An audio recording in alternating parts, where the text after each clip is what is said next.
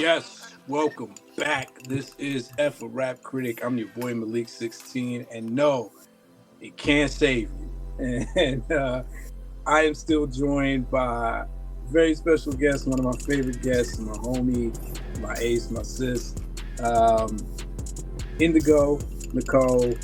Again, can you tell them who you be and what you do? Yo, peace everyone. So I am an artist, all around multi-hyphenate artist. I'm a strategist, creative strategist. Yeah, those two things. I'm gonna rock with those two titles. There we go. Yeah, I've seen her before. She's a friend and family to the show. And yeah, shout out to Beef, who we did category 1 with. This is now category 2, where we go over the rap performance on the album. What album are we talking about? You've seen the thumbnail.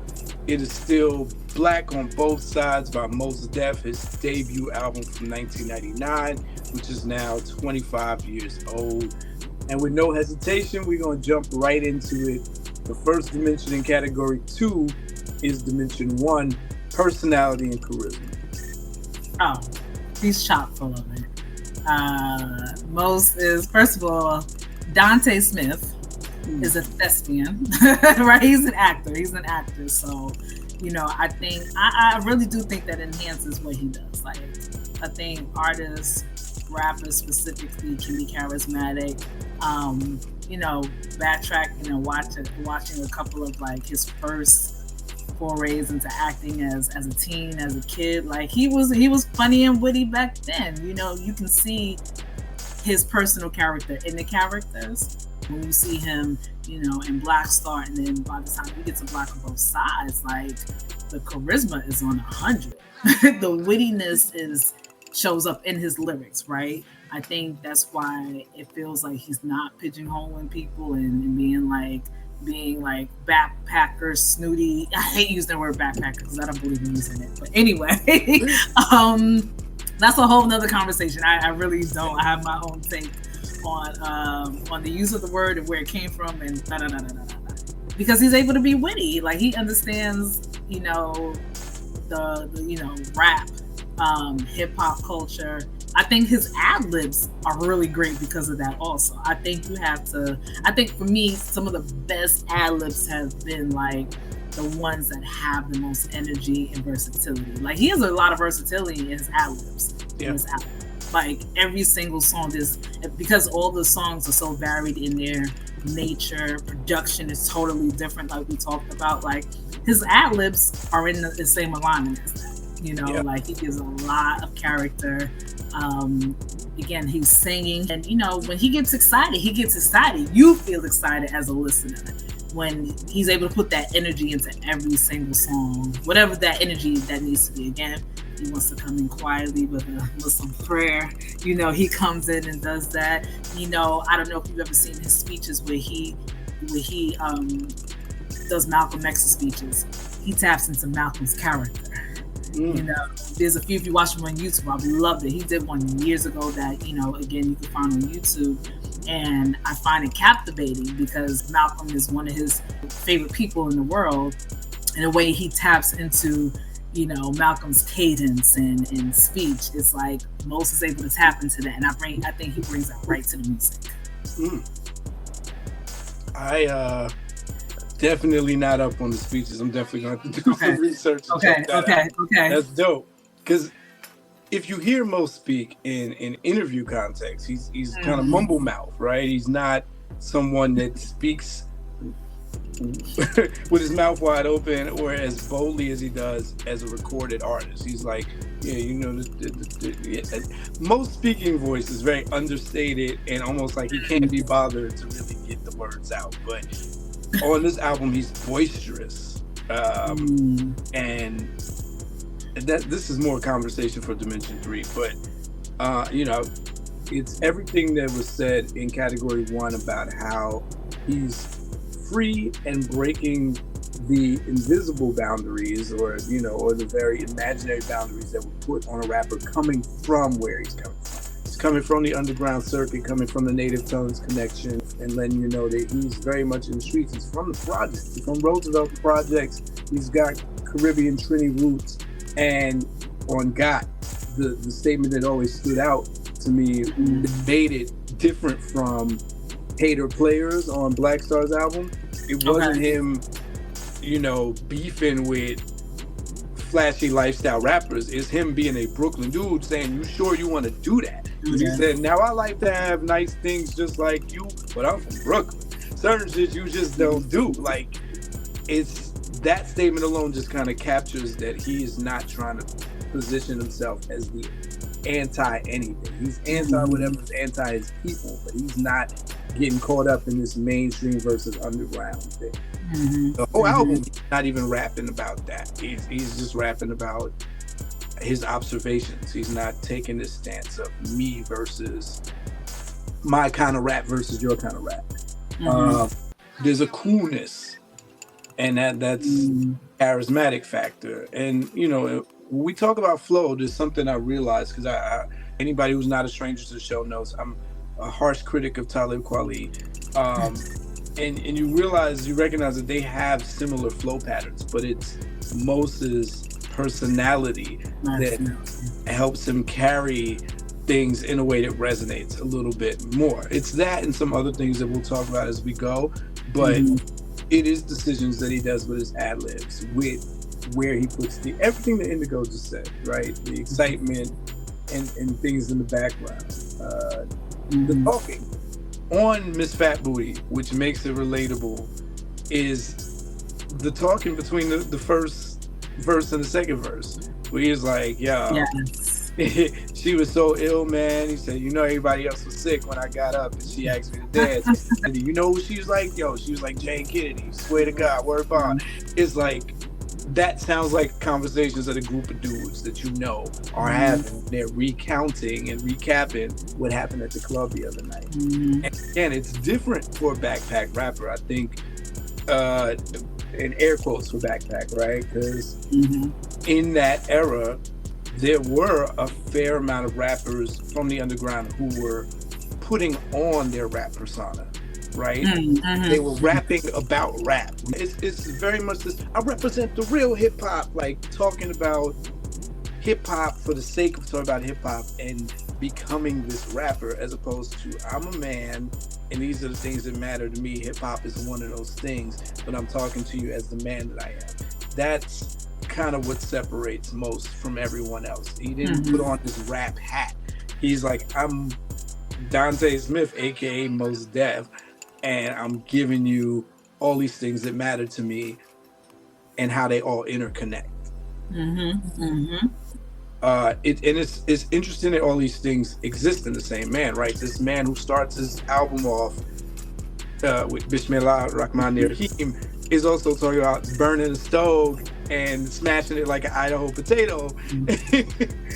He is this complicated man. He's about crying, but he's also talking about, I give a damn, I stand against the machine, like he's just like bravado, but sometimes I just want a quiet night with my lady. Like, you get in that. Underground rappers at the time were not doing that. Shoot, mainstream rappers. If I'm thinking of 1999, the only rapper that was showing that kind of vulnerability might have been DMX and Busy Bone, and I'm talking about crying. Yeah, sometimes I don't want to be a soldier. Sometimes I just want to be a man. There's and he's not afraid to poke fun. That the decision at the end of Rock and Roll to go, hi, Mom. Hi, Mom. Right. Right. Yeah, it's hard to talk about this dimension without bleeding into the other dimensions. So on a scale from 1 to 5, what are you giving this for personality and charisma? 5. For all the reasons that I said. 5. Yeah. You summed it up perfectly. All right, which takes us directly into dimension 2, which is the suspension of disbelief versus the believability. And again, it's not an album that's asking you to suspend your disbelief, because he is him. He's not going into a character. So then it just leaves the question, how much does he make us believe him on this album? Oh, totally. Because he starts off, first 2 songs, 3 songs wearing like bearing his hip hop soul. It's like, yeah, my parents, like, he talked about how his parents made him. Yeah. My parents said they was in love when they made me. It wasn't hard to see. It was a game of promotion. Like, that's vulnerability. I'm telling you my origin story. Yeah. Like the real and what the conversation was like, you know, yeah. These my people, and this is the energy that was existing when they were making me. And he revisits it, right? To have a song like Umi Says, again, he's incorporating the lessons from his family and how he carried that with him. Like, it's, you know, like, and he's saying Arabic words, but I think he even mentions his grandparents, right? He said, Majito said, Umi, Abi, Jito, all of those Arabic words were different, you know, members of the family, your immediate family.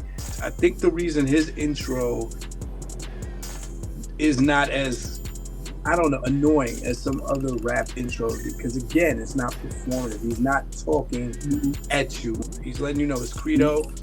And I think Beef said it in the first video. It's really not about it. He's talking about hip hop. It's about the government, and he's talking about giving it to God. Really interesting way to start an album. But throughout, you know, you get a sense of what he stands for, and he says it with passion and conviction, so you know he means it, and he repeats it. There's a lot of nostalgia on the album. He does talk a lot about the influence hip hop had on him as a youth. Yes. There's a duality here of someone who sounds very confident, but can admit that they're still a work in progress. And I think for as cocky as Mos can come off on this album, he always leaves a breadcrumb to let you know he's working on it. You know, even at the end of Mr. Nigga, as aggressively pro-black as that song is, at the end, you know, he's like, but I'ma live though. I'ma try to get this crib for my mom. I'ma try to get, you know, these swings for my kids. He does that in a lot of songs. He's like, you know, I'm trying. I mean, pray Allah keep my soul and heart clean. Yeah, so it's there. There's cockiness and vulnerability. That's where he's aspirational. It's like, is related to his spiritual core. Yes.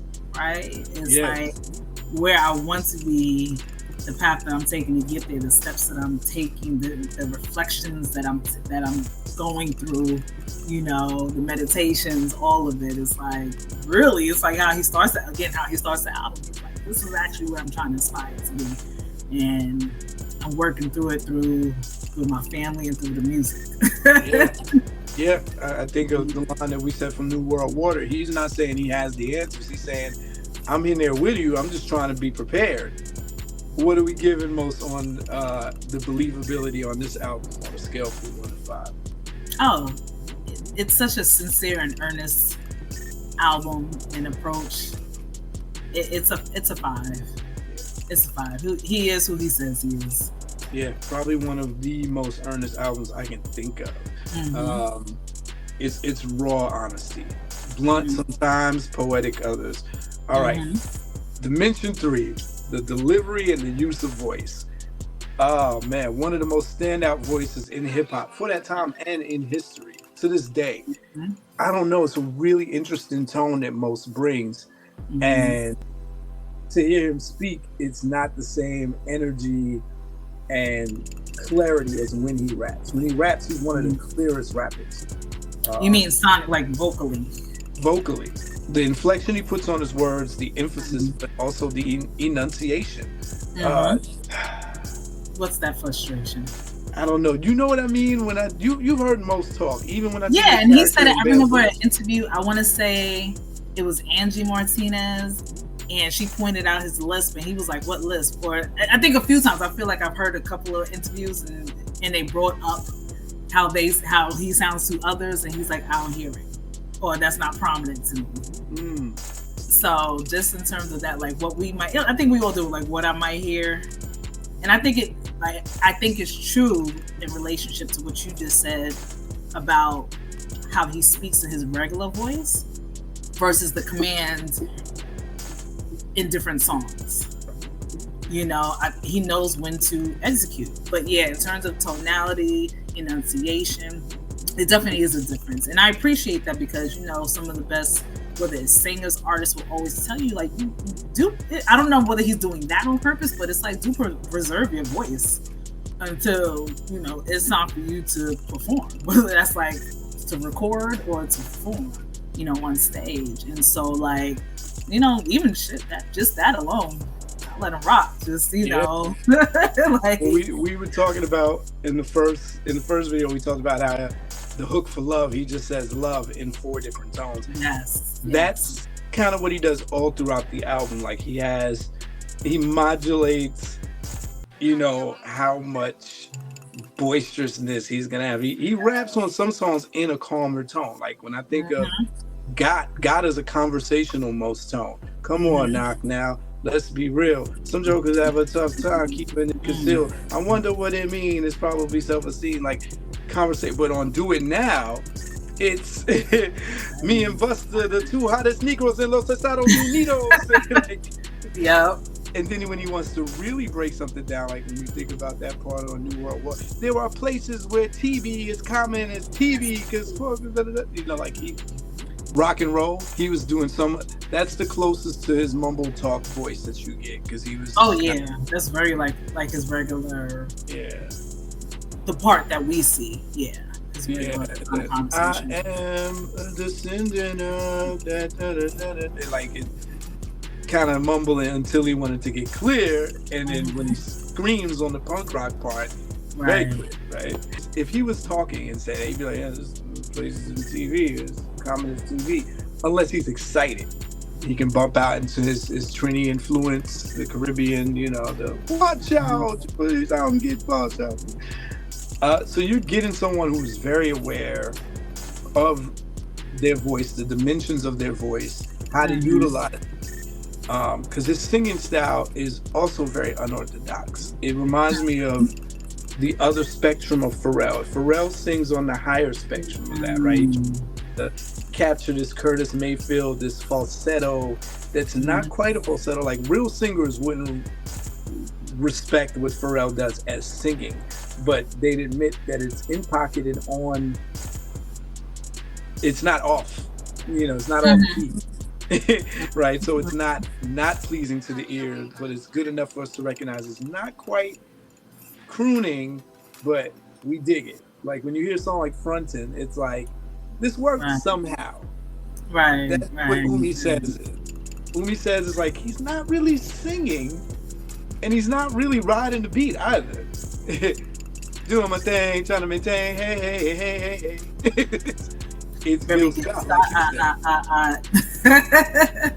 It's Gil Scott, like you said. I mean, I've been to a couple of concerts, and like most, he'll expand his range, especially the times where like he'll do a song off the albums and he does an extended version of it. Like when he goes into Gregory Isaacs. I remember one time he performed it.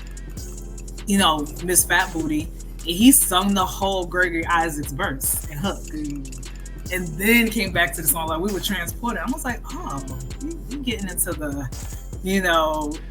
Jamaican ballad, bag right now, and come back to it again. He's not like an all out like, Gil Scott may be more of a singer, but he can play it. He can play in that space. Yeah, I think Pharrell is probably the best comparison because people respect Pharrell when he sings, but they don't recognize him as a singer.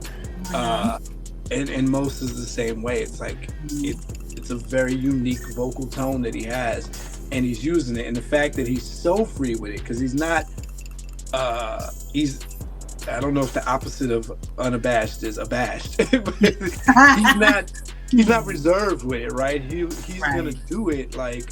Because for no reason, as control of a song as Climb is, at the end, Vinia doesn't ad-lib him. Let me climb. Yep.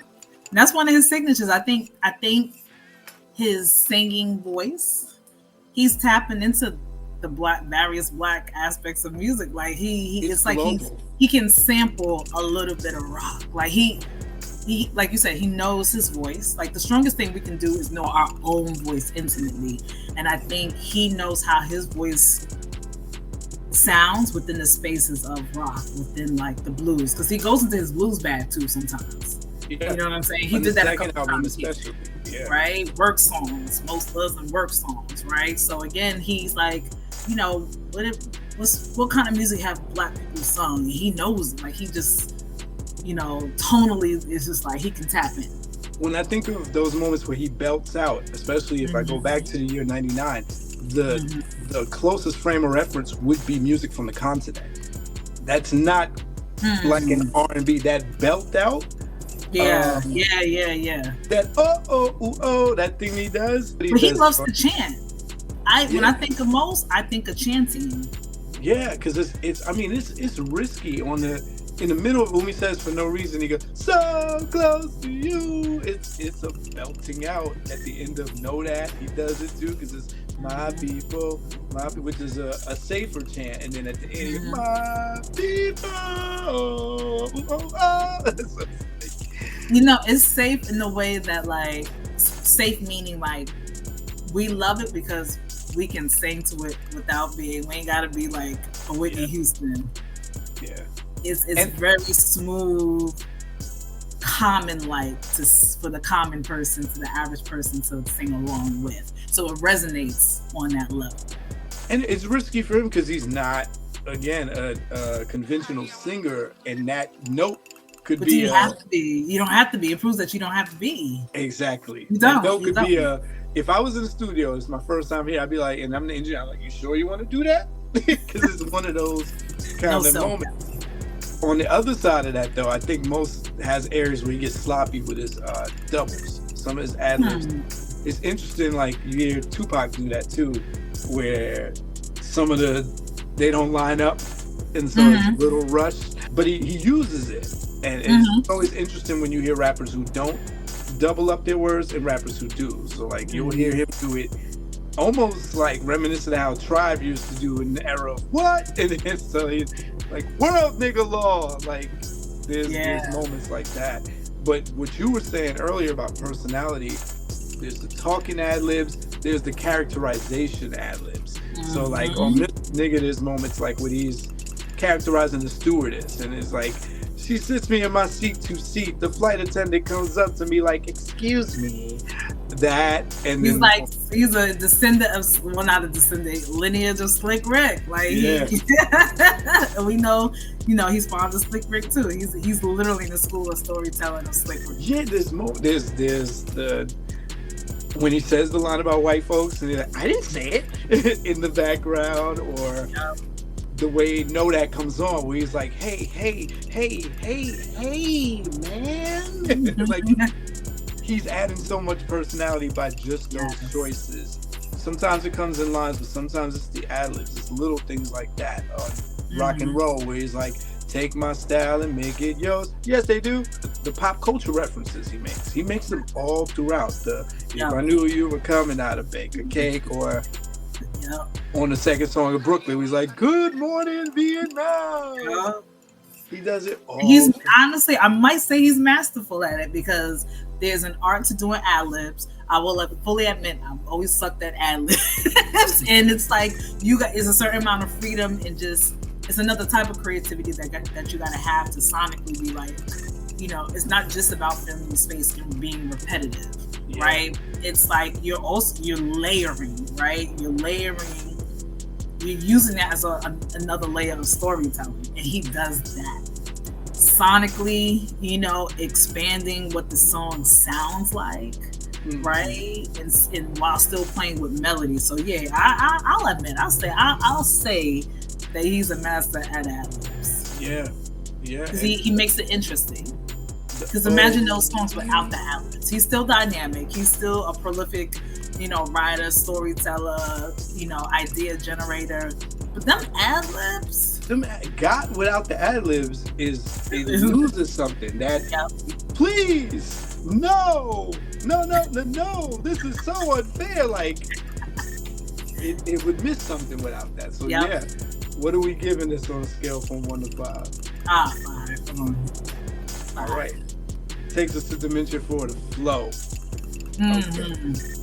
So you know, it's interesting because I'm a flow snob, and you know, I always thought that most and Talib rap differently, but from a pattern standpoint, listening to this album again, you hear how much they kind of have the same approach to how they put the syllables together, because they're from that school of this is their style. That's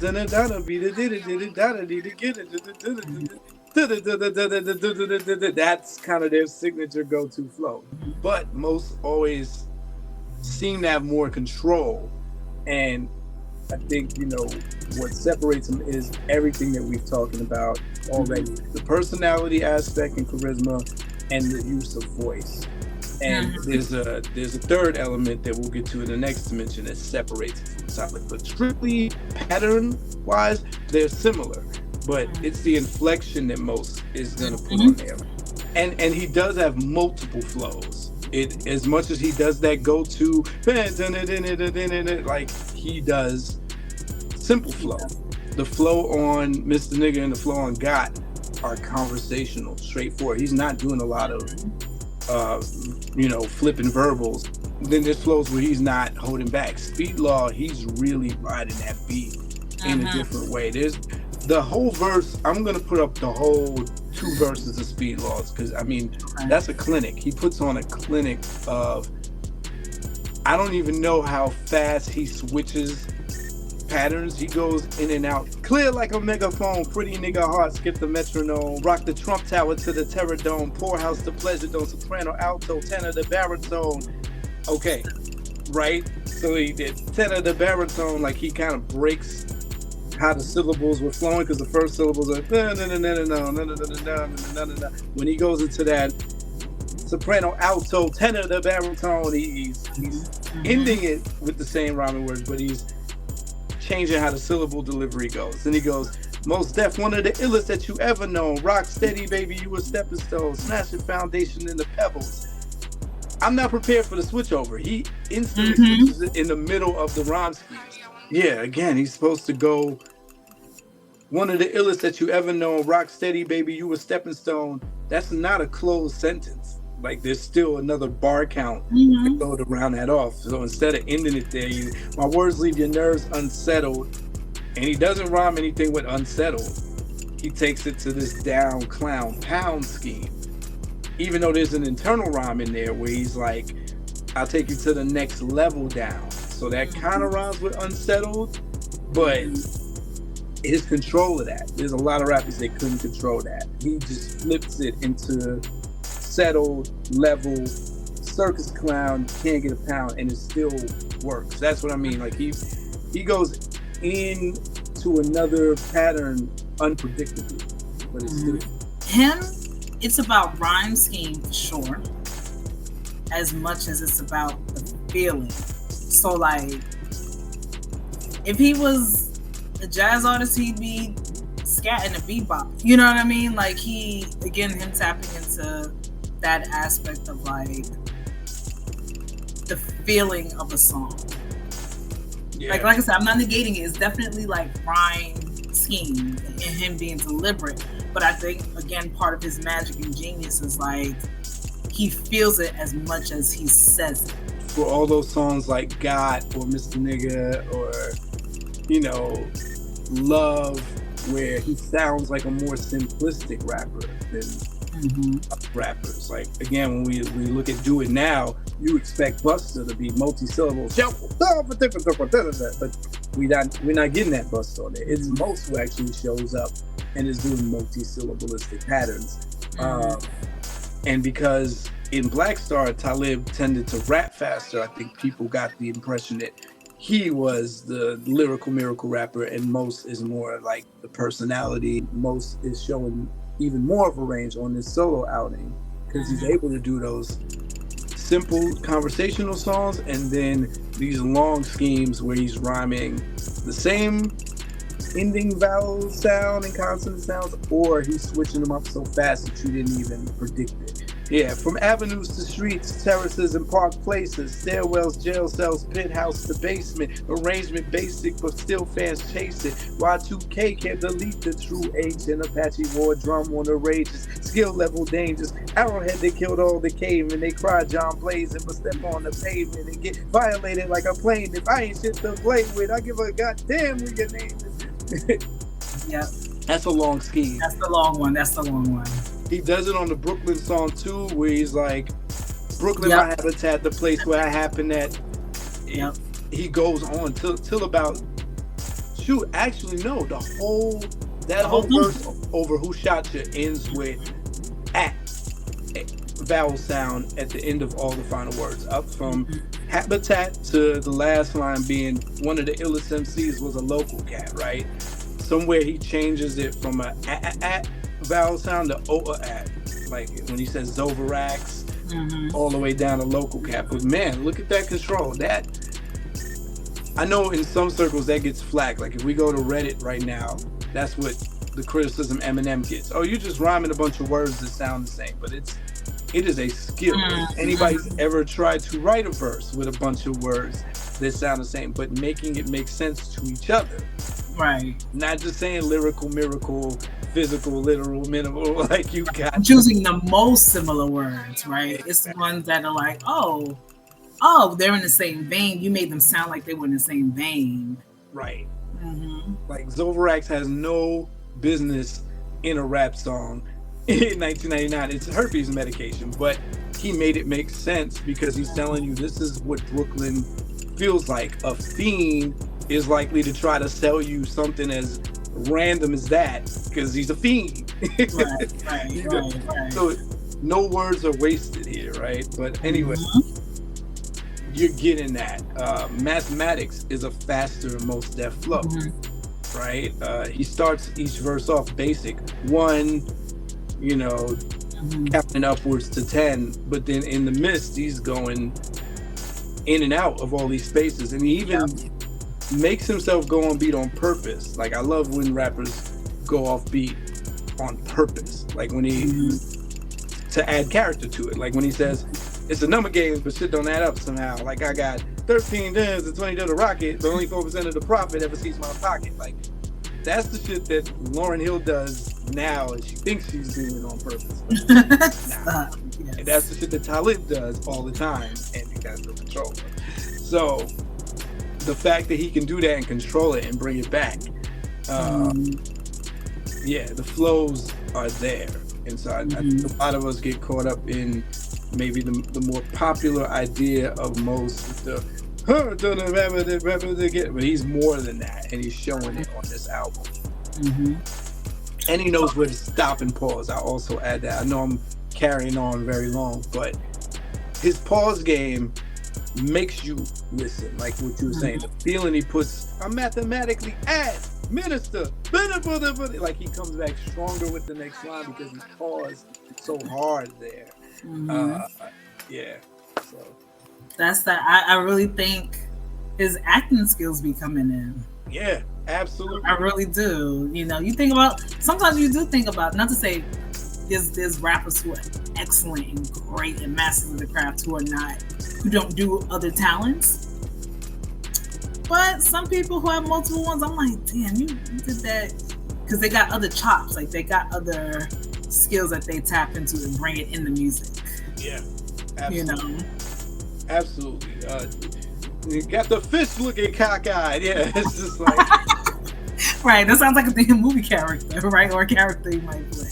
Yeah, he knows what he's doing, and if you really listen to the songs that are faster in nature, you see that he's giving you all these different speeds and modalities. So listen to New World Water and Mathematics, then go listen to the more stripped down songs like Love and Habitat. But also Miss Fat Booty has a lot of rolling flow on it too. The part where he's characterizing Sharice, that's a rolling flow. Well, let me apologize for the other night. I know it wasn't right, but baby, you know what it's like. Some brothers don't be coming right. I understand. I'm feeling you. Besides, can I have a dance? Ain't really that original. He goes in and out of that, on that song in particular, of all of his flows. All the flows he does on the album, he does on that song. Right. And he sings like, yeah, yep. Yeah. Jensen T trunks up in the knees of cock of the fleece of that. And then the simple flow. My fam throwing the fan for readers on the stand. Big things is in the plan. Yeah. He didn't have to do That's that. what makes that song interesting, right? Yeah. It's like a hit production, love Ayatollah's production, but it's like you almost forget what part of the story you like the most because he's embodying each aspect of the story. Like, oh, I'm in their bedroom now. Right. I'm in the club. Okay, we on the way. You know, like he went back to the club. He's seeing her. It's the kitty cat club. Like yeah.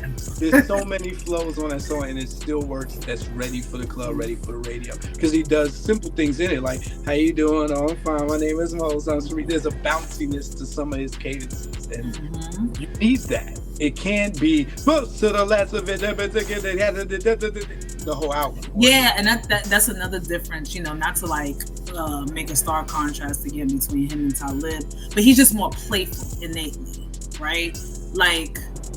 When he talks, it's like a famous video from years ago that goes viral every few years where like he's talking about his affinity for Doom. He's literally doing nothing but like reciting Doom lyrics for like 20 minutes, like literally. Does he change his voice when he does it? Huh? Does he change his voice when he does it? He does. And he talks about how awkward, he's like, Doom raps like the way I feel inside. But he allows that to come out, you know? Yeah. So it's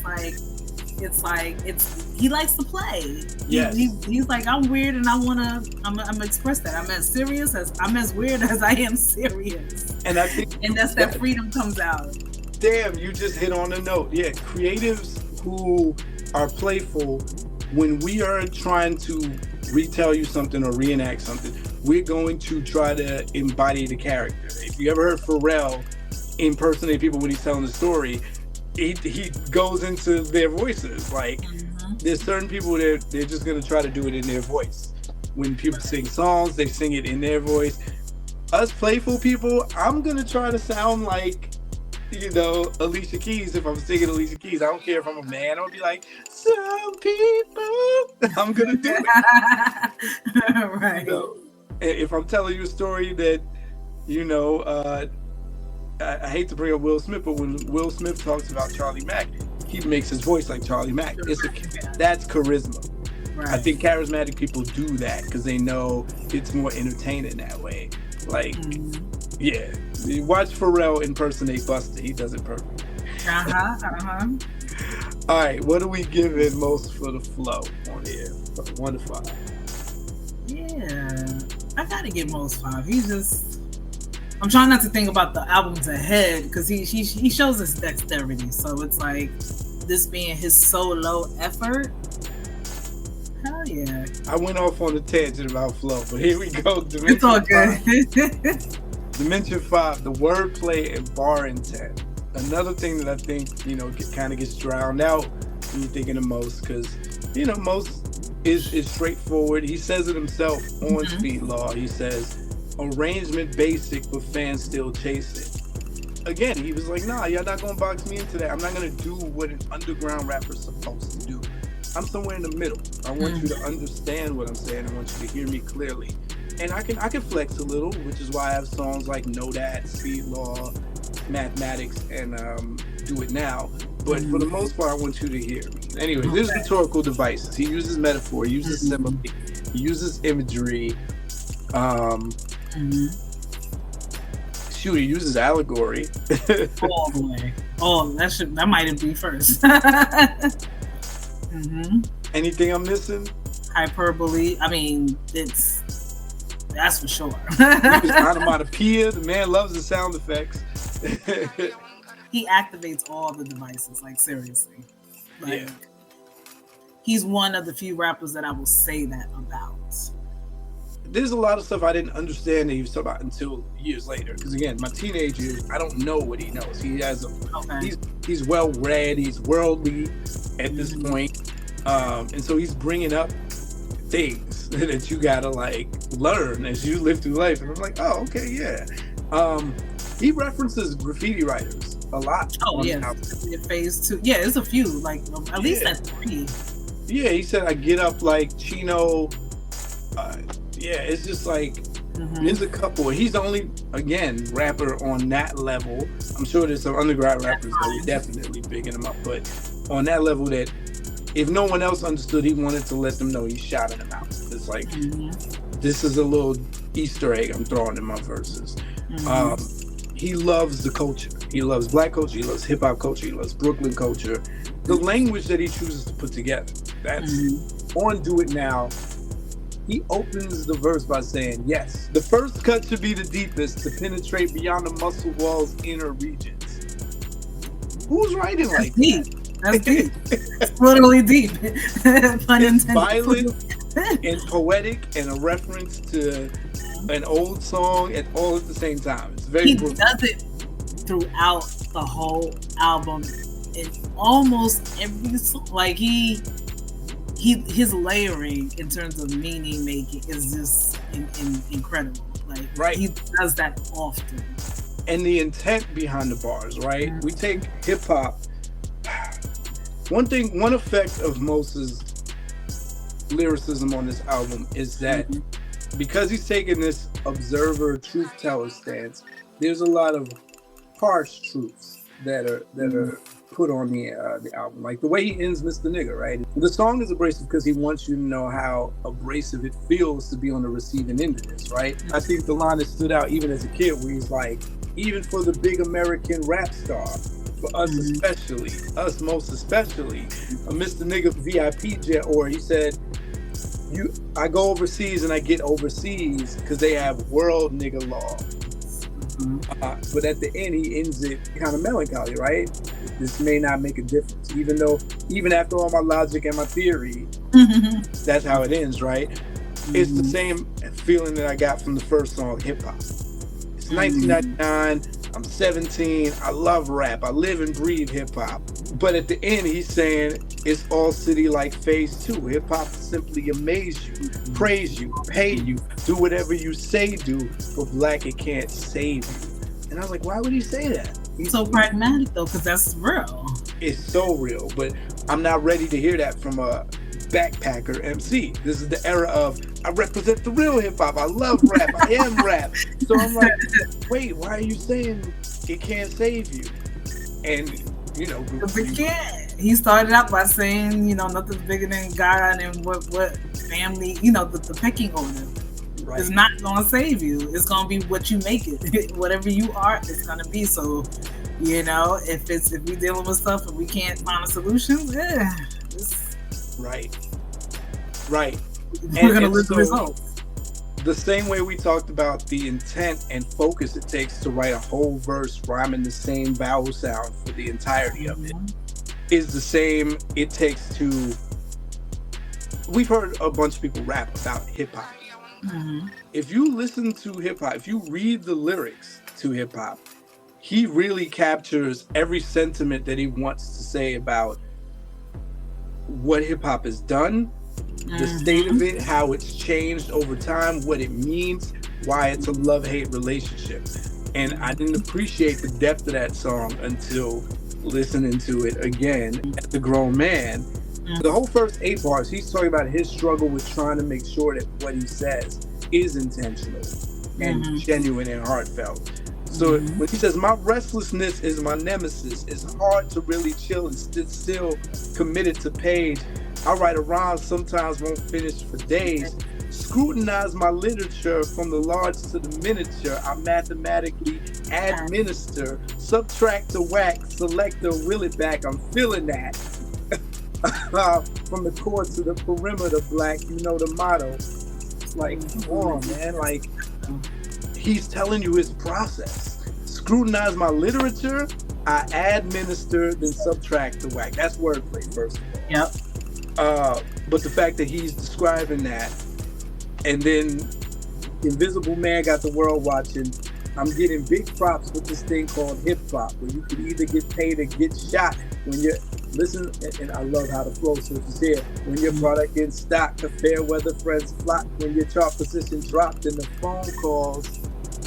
Chill for a minute. Let's see who else hot. Snatch your shelf spot. Don't gas yourself hot. The industry is just a better built cell block. A long way from the shell tops. and the bells. I missed that lyric. I'm sorry. And the bells, the L rock. Like Rock. he's being a realist about it. He's like, I love it, but he's like, it's changed. It's a business now, and don't get fooled. No, I think he talks about all that hip hop is. And then he gets super poetic with it when he's talking about the hip hop is prosecution evidence and out of court settlement, ad space for liquor, sick without benefits, luxury tenements choking the skyline, and slow life getting treetop high. It's a backwater remedy. Bitter and tender memory, a Class E felony facing the death penalty, stimulant and sedative, original repetitive, violently competitive, a school unaccredited. Come on. Violently competitive. You know, this album, as well as Black Star, was also kind of like, it had, you know, the East Coast, West Coast in mind. So it's like he has layers to what he's saying without explicitly saying certain things, right? Yeah, he's saying like that's another. Yeah, he says so many things. He's not giving you time to explain each of those things. It's just all description. It's original, repetitive. It's a school that's unaccredited, like you said, violently competitive. He's not going to sit there and be like, okay, let me explain that I mean the East Coast way. He's assuming you're getting. There's no like, right? There's no like. When we talk about literary devices, there's no similes there. There's right. no like. There's no like. It is what it is, and he does that. That's what I'm saying. And that's what he uses to establish that he's just talking about Black life, right? Or life. You're not using no similes. There's no simile. Like. Yeah, you're right. He only uses similes. He's poetic about it. He's using other devices. You're but right. It just is what it is. There's no like. Yeah, he only uses like on the braggadocio songs. You're right. Exactly. On the matter of fact songs, it's matter of fact because he says hip hop went from selling crack to smoking it. Medicine for loneliness remind me of Thelonious and Dizzy. What? So he's making a parallel again without saying it's like. Yes. Oh, it's like, I'm gonna translate. It's like the jazz era when they were going through their thing. We went from selling it to smoking it, but they were smoking it. We knew that Dizzy Gillespie, Bird, they were casualties. And it's almost like a warning, a sign of prophetic. He's like, this is what we're in danger of becoming because our greats are turning to escapism through drugs. Like, right. My favorite sequence where he goes, the wartime snapshot, the working man's jackpot, a $2 snack box sold beneath the crack spot, Olympic sponsor of the Black Glock from the sovereign state of the have-nots. Like, and he's just, all of this is the turning point in the song where he's talking about how dark hip-hop culture has gotten. It's like, it is now the face of the Black Glock. You associate that with rap now. But it's the working man's way out. It's their jackpot. It sounds like a meal ticket to me because you'll hear a street rapper say, "This saved me from the streets. This was what I used to get out of hustling, but I'm bringing the hustle into the game by effect. So I'm poisoning the well, but it's saving my life because they know they're exploiting a poor system of poor people. It's like, oh, we can make money off this hip hop. We can commercialize it because it comes from the sovereign state of the have-nots. This is our product to the world that's now been, glossed up. But in the end, who suffers is us. But go ahead. What were you saying? Totally agree with that. Like, he raps in that description that we just went through, right? And he raps still with the lineage in mind. Like, what am I going to say to consistently make connections?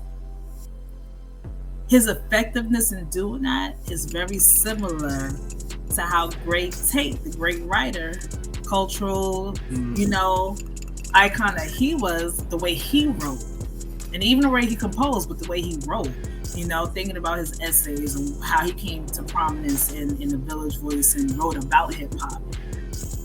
I think he did it in a similar way, right? Ooh. Like, he just talked about the lineage of Black art culminating now in this time, the 80s and 90s in hip hop, without using literally like and as. It's like these are the same.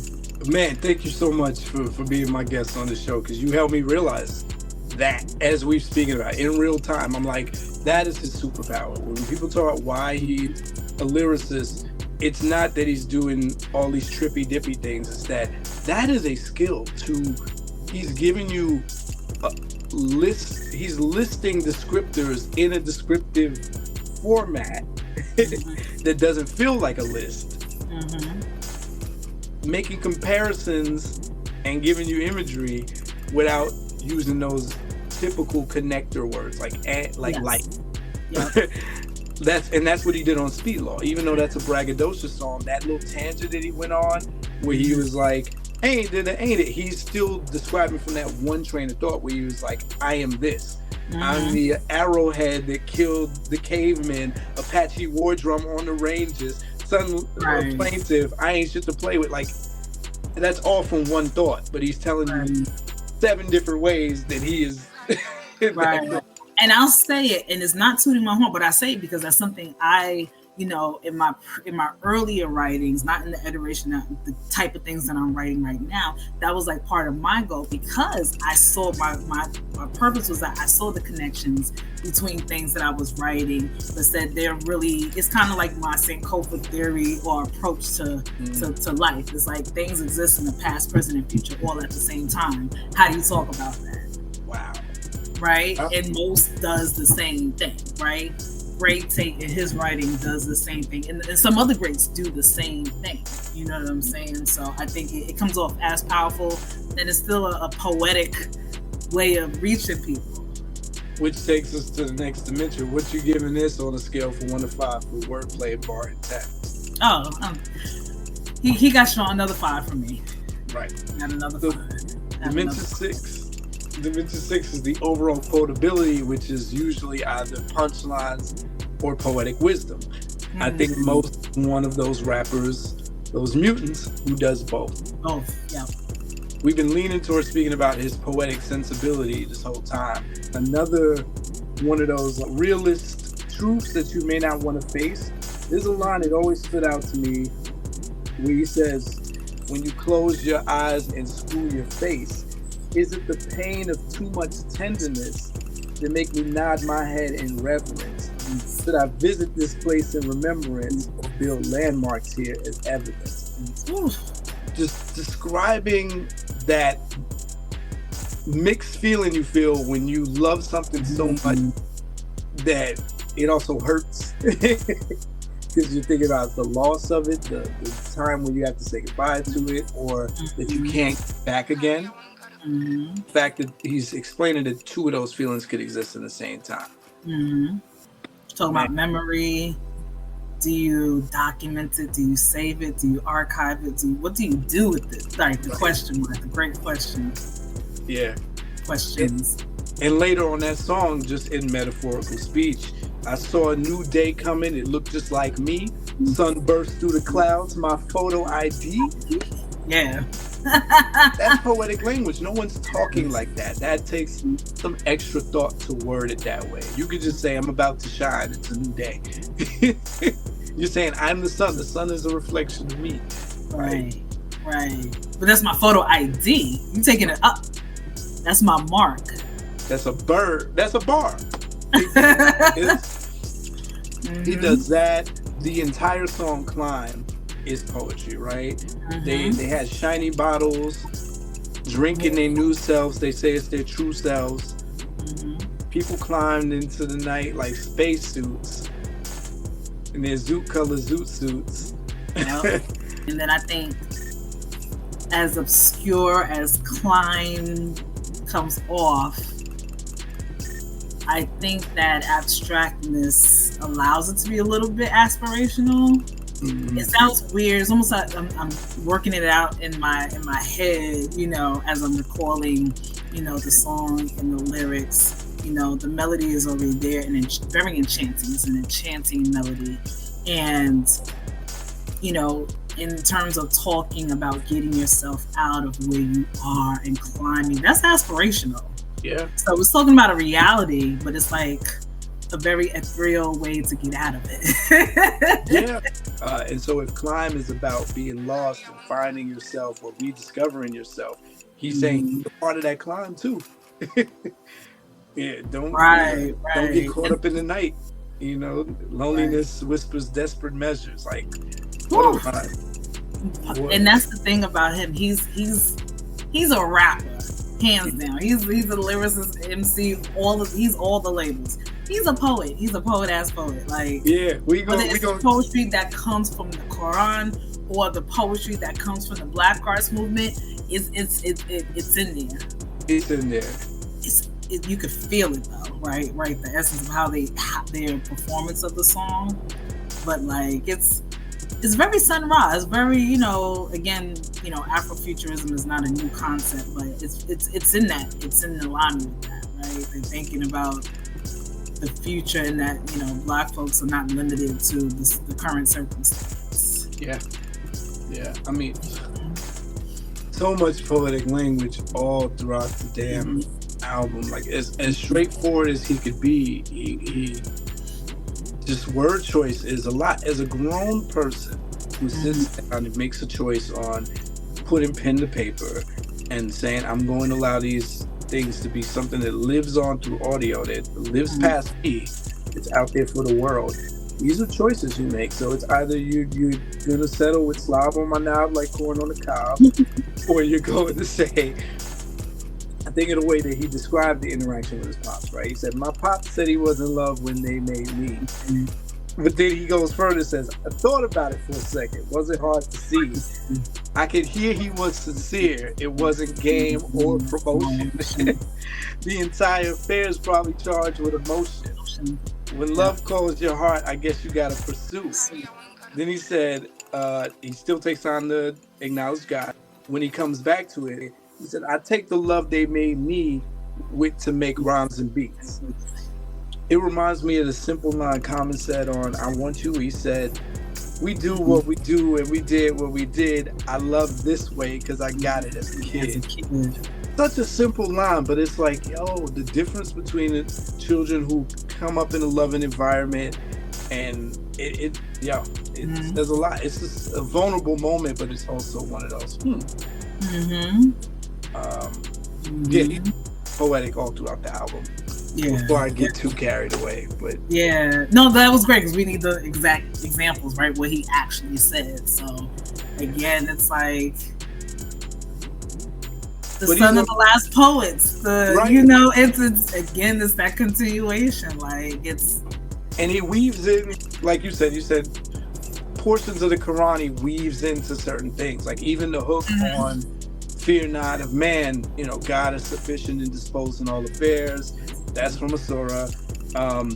We live the now for the promise of the infinite. That's Islamic doctrine. The idea that the hereafter is the true life. This is your test. This is the dunya.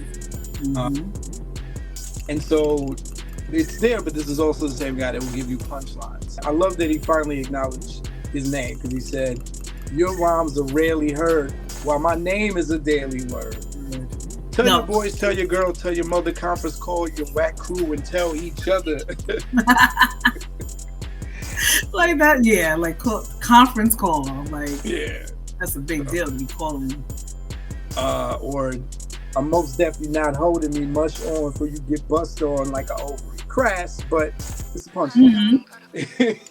And that's about as crass as most gets. Like he's not, And most of his braggadocio raps on here, he's got a lot of those, those kind of punchlines. But he's not waiting for you to catch it. He's just spilling them out there. Right. So it's there. I don't know how quotable the album is in general, besides just fans of it. But the fans are who matter. So, I would say probably the one that I've heard the most over the years to people like, oh, that's clever, I'm gonna use that. It's like, how you gonna leave before you dance with me? I was just gonna say that. That's the one that's like that. That's I've heard that the most. So what we giving is for the quotability. Punchlines are poetic. You said something significant where it's like, for the people who already know, who already listened to it, the album a lot, we can all go down the list and remember lines. I think quotability, I'm going to interpret that as like does that permeate, more people, like the masses of people, or like a larger chunk of people, and they can just pull a Mos line, from here. I don't know that it does that. I don't know that it's strong as that. For the people who are fans of the style of music, fans of, of Mos Def, Yasin, we know the music. We can quote each song on some level, you know what I'm saying? So, but quotables also can't stand alone by itself outside of the song, right? Yeah. So again, like, just a Miss Fat Booty, right? It's like, okay, that's definitely quotable, because it also was a single too. So it's like, people have said, shine your light on the world. They've quoted his mother because they have. That was the biggest song. So the two songs that were the lead singles that had videos, they ironically have quotables. Yeah, I can see a lot of what he said on this album on a t-shirt. Like, song quotes about ... You can just go and do that in Google or Chat GPT and be like, hey, show me what songs, and Mos is gonna have some topics. Yeah, I can find a t-shirt right now that says Elvis Presley ain't got no soul. Oh. Chuck Berry is rock and roll. So I mean, I know what quotable song too. Yeah. Yeah. So. Whew. Okay, I'm glad we elaborated on that. Maybe consider some things. Don't drink the water. We need it for the fire. Like, damn, but I need to drink. But I get it. Yeah. I try not to be too harsh because, again, you brought up some very valid points that I didn't consider.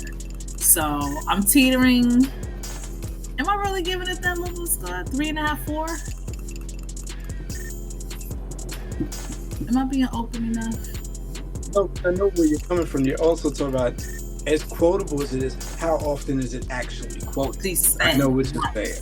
Yeah. That's the part, right? Like we can pull. We can say, we can choose lyrics and lines. How you gonna get up before you dance with me?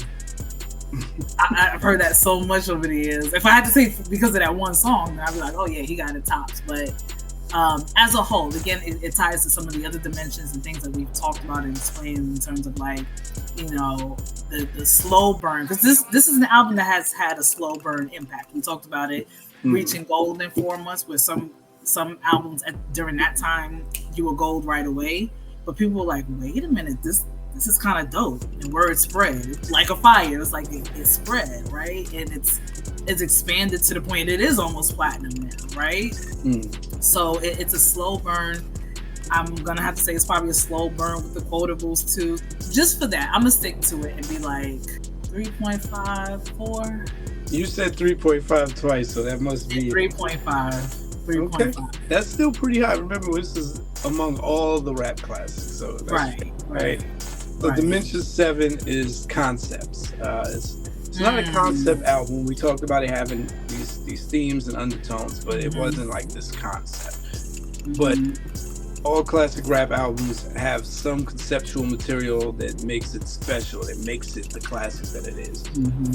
On here, Mos has straight up concept songs. Mr. Nigga is a concept song. I know it's an homage to Q-Tip's Suck a Nigga, but he's taking it from such a different angle that this singular character represents the characters of all blacks who are prejudged and stereotyped. And the different scenarios they find themselves, down to the hook, right? The way he's going about the hook, the elevator in the condo, they praying he's not the new neighbor, in Armani buying wares, tourists coming up to you like, do you work there? Maitre D at the restaurant. New World Water is a concept. There's loose conceptual elements to love. I don't know who else. Maybe more present day artists might talk about broader concepts like water, but nobody from your generation was talking about water. Right. Conservation and, elimination and you know what I'm saying? So that in itself, is so I'm even wrestling with that. I'm like, was that just an idea, a topic, or a full concept? But I'm trying to remember how the song begins. New World Water make the world go. Thinking, He talks about the old man river. Okay. yeah. So it's conceptual because he's talking about water as the thing. As the thing, right. It's both, right? A concept is going to be a topic at the end of the day. It's a conceptual topic because he stays on that. I mean, he does. You could argue the same thing with hip hop, right? The song Hip Hop, he's talking about hip hop, but New World Water is such a refreshing thing because it's like, oh, I've never heard this. I mean, and just kind of like the impact that mathematics had on people is like Mr. Nigga had the same one too. I still hear people to the day that people are like, oh, did you hear that Mos Def song? And it's like, yo, I heard that like 20 years ago. I'm sorry, mathematics is a concept song too. That's right. He's rapping in numbers about numbers, like like that whole is probably song. He said 16 to 32 bars to rock it. Like he took the whole time to rock it. You're right. You go down the list. Like I said, he's talking about public policy. He's talking about statistics. He's like cultural insights. Oh yeah, dude, you gonna have to get this out. He's got 3 concept songs on it, 3 big ones. All right, so based on the criteria, then we give him a 5. Like especially for originality in terms of like what the concepts were about. Yeah. Content dimension is dimension 8, externalized content. How much is Mos talking about outside of himself, about the world, about life, about things, government, politics, the hood, relationships? Oh, he is. I mean, look, take those 3 concepts. Shit, those 3 alone, right? Right. He sees himself in the world and part of the world, so it's not like he's divorced. Right. You know, in various aspects of those concepts, right? Every idea, love, is about him, but it's about more than him.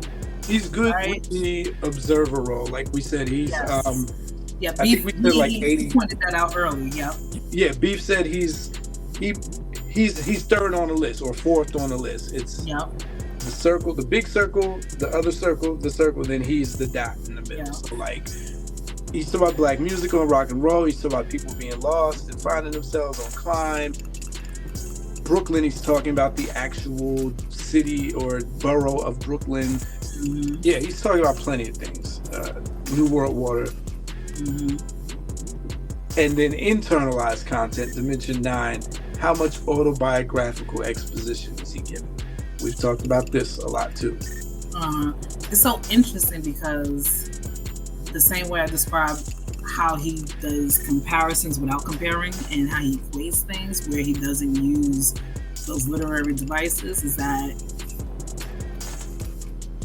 you know that he knows all of these topics intimately. Like it's him. Yeah. He's so Brooklyn. He's able to be so Brooklyn and be the ultimate observer at the same time. It's one and the same. Yes. You know like when he says, some girl from Pink House says, I like you a lot. He's not saying, I know this because I experienced, but it's like, he's in the know. He's like, you fall for that if you want to. Right? But he does a lot of, like we said, there's enough nostalgia reference when he's giving you a shared experience. On Habitat, he tells you where he spent his time growing up, the different spots in Brooklyn that he spent his time at. Or we look at a verse like Love, like what we were just about, the conversation with his pops. Umi says, the conversation with his mom, what she told him to do, how his pops told him he was made. Because it's coming from his perspective, all of it. Yeah. Right? New World Water, he could have had a whole different angle on it. He could have. He could be some right-wing boy, like, it don't matter, like, this ain't a topic, this is unreal. This is fake news. Like, you know what I mean? Like, this is, all of them are his topic. Him, again, Bismillah, at the beginning. His faith is intertwined. Yeah, it's there. He's giving you these pieces of how he grew up without having one song on here where he's like, here's my story. He tells you he's born 12/11/73. My life is testament. But no, it's him without him having to tell you. So on these 2 content dimensions, what are you giving it on a scale from 1 to 5? The external and the internal. Oh, am I giving him another 5? I think so. for both? Because it's intertwined. I gotta give it 5. Like they're not separated. He's observer. He's already integrated. He's integrated. It's from his perspective. It's all equally intertwined. So it's a 5 for me. It's a 5. And if you're a Mos and eventually a Yasin fan, then you really appreciate this, because this is probably one of the last times he does this. He doesn't talk about himself in his life on the next few albums. It's more character. Like, one of my favorite songs on the New Danger is Modern Marvel. Ooh, but yeah. I don't really know what he's talking about. Where he's like, I come on high, got a brand new excuse, and there's no... That's another observer. That's another concept song. That's another observational. You say I am because he might be that character. He might be the actor. Yeah, I think he's what happens that when you're character. acting? You're taking on your observer that is integrated into this thing that you're depicting. Yeah, and plus he adopted a character on the album, right? Boogeyman. Okay, so 5 on both. Final dimension, the storytelling. Your uncle, the great Kwame Veer, gave me this dimension indirectly, because he says it is not a classic or a good rap album unless there's a story. And that always stuck with me since I was young, and I've included it on my scale for that reason. Shout out to Kwame. And where's the storytelling on this album? Oh shoot, it's throughout the whole damn thing. Storytelling. I mean, when he's laying out rock and roll and then singing in rock and roll style, like once you do that, you call out, you acknowledge who came before you. There's a storytelling aspect to it already, right? It's like, oh, Nina Simone, all the list of people, right? He mentions all these people, right? Now we know Phase 2 is not here. He mentions those 3 in the same song, right? Again, my parents said they was in love when they made me a creation damn story, right? The creation story of him starting to write and be engulfed in hip hop, like. I knew you were gonna take the non-linear route, so I'm here for the linear components, right? So the actual story on this album is Miss Fat Booty, the A to B. Okay. Sort of straight line. Yeah. And I do think it's a dying art. I think back in the 90's, it was a standard. I think you had to have one linear story for your album that was good. Not just a story, because a lot of rappers told stories. It's like, where is this going? Or what was it? This is one of the most memorable stories in rap history, because I don't think anybody depicted the club scene as well. Like, Black Sheep, Drez did the Strobe Light Honey song about getting away from a woman that he didn't want pursuing him in the club. But it was so performative, it didn't really capture that relatable quality. Again, as a man, I can tell you Miss Fat Booty feels like experiences most... Well, just people have. It's like, you trying to holler at somebody. You had an interaction, because the key thing is that they already had an interaction before, right? The formal introduction, right? Right. And some people don't even get that opportunity, right? Right. It's a sandwich of the unbelievability. It's a feeling that most men can't describe to a lot of people that are not other men. It's the conquest, the victory of, I bagged this woman you would not believe I bagged. But it's the sandwich of, she played me at first. I feel like I was in college again when you said that. I was like, the conquest of bagging. I'm like, the conquest of bagging is such a big deal, especially if it's someone who it's a woman that seems unattainable too. Oh my gosh, you got bragging rights, you got the personal victory you feel, but it's sandwiched between the idea that she played him in the beginning and she played him at the end. And you're not hearing that in 90's hip hop. It's all bravado. He's telling you that he got to the point where, what did he say? 9 months. Oh yeah, it's almost like a baby. He's like, the fact that he uses those numbers, I'm like, man, you really like equating this with like an embryo coming forward. And he metaphorically compared it to being sick, because he said 3 months is turned into a fever. 9 months, flu-like symptoms. I need a doctor now. I need more than to knock it down. I'm really trying to lock it down. He wants the commitment. She's like, nah. She's telling me commitment is something she can't manage. Wake up the next day, honey, going like it was magic. Oh, damn it! we're not hearing. We're not hearing men talk. Most rappers of the time, she would have been a gold digger. She would have been something scandalous. I've seen in some reflections on this song saying that the ending didn't make a lot of sense because they're like, what are they saying? Was she always a stripper? Did she turn to a stripper? Was she always in a relationship with the Asian chick that she's playing Lay Down and Lick Me Up with? Either way, it was a cute ending. I don't think it was it's a cliffhanger. It was a shocker because it was a shocker to him. He's like, because he's so engrossed that almost anything could shock him, but what he saw was just like, you're right. Oh man, I couldn't have said it better. He's so engrossed that any news would have been what? What?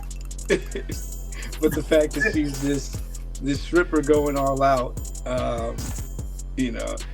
really it's a nice way to wrap up a story, a hip hop story like that. Cool story, bro. Like movie Boomerang. What are we giving the storytelling on this album on a scale from 1 to 5, please?